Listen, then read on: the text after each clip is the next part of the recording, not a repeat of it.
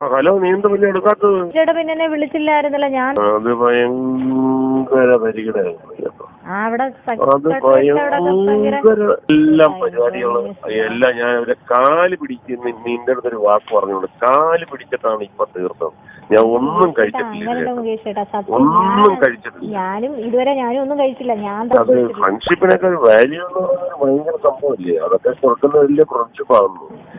ഒരു മെസ്സേജ് എങ്കിലും അയക്കണം. ഞാനവിടെ ഇല്ലല്ലേ, ഒരു ഗ്ലാസ് വെള്ളം പോലും കുടിക്കാതിരിക്കുകയാണ്.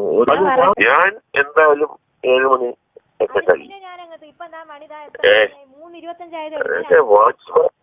അതൊക്കെ വാച്ച്മാൻ വരും. അതൊക്കെ അതെല്ലാം നോക്കി 100 കാര്യങ്ങൾ നോക്കിയല്ലേ ഇതൊക്കെ ചെയ്യും. സുഹൃത്തിനൊക്കെ ഒരു അർത്ഥമുണ്ട്.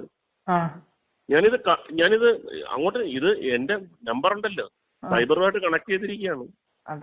നിർത്തിക്കോ, ജീവൻ വേണമെങ്കിൽ നിർത്തിക്കോ കേട്ടോ.